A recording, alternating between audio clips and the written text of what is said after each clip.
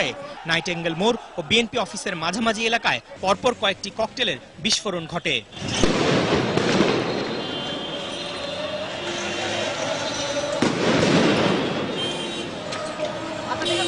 মুহূর্তের মধ্যে নেতাকর্মীদের মধ্যে আতঙ্ক ছড়িয়ে পড়ে এবং তারা চারদিকে ছোটাছুটি শুরু করেন।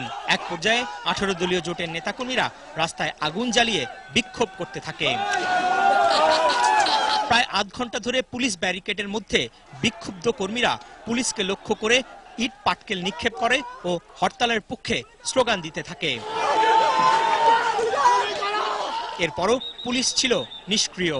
বিক্ষুব্ধ কর্মীরা একটি বাড়িতে আগুন দেওয়ার চেষ্টা করলে আইন শৃঙ্খলা বাহিনী এতে বাধা দেয়। সংঘর্ষের এক পর্যায়ে র্যাব পুলিশ ফাঁকা গুলি, টিয়ার সেল এবং রাবার বুলেট নিক্ষেপ করে বিক্ষোভকারীদের ছত্রভঙ্গ করে দেয়। এ সময় নেতাকর্মীরা ছত্রভঙ্গ হয়ে বিভিন্ন অলিগলিতে অবস্থান নেয়। পুলিশ টিয়ার সেল ও রাবার বুলেট ছুড়ে এবং বিভিন্ন অলিগলিতে ঢুকে কয়েকজনকে আটক করে। সংঘর্ষে থেমে যাওয়ার এক পর্যায়ে পুলিশ বিএনপির নয়াপল্টন কেন্দ্রীয় কার্যালয়ের ভেতরে ঢুকে পড়ে। কার্যালয়ে আশ্রয় নেয়া দলের ভারপ্রাপ্ত মহাসচিব মির্জা ফখরুল ইসলাম আলমগীর সহ বেশ কিছু নেতাকর্মীকে আটক করে পুলিশ।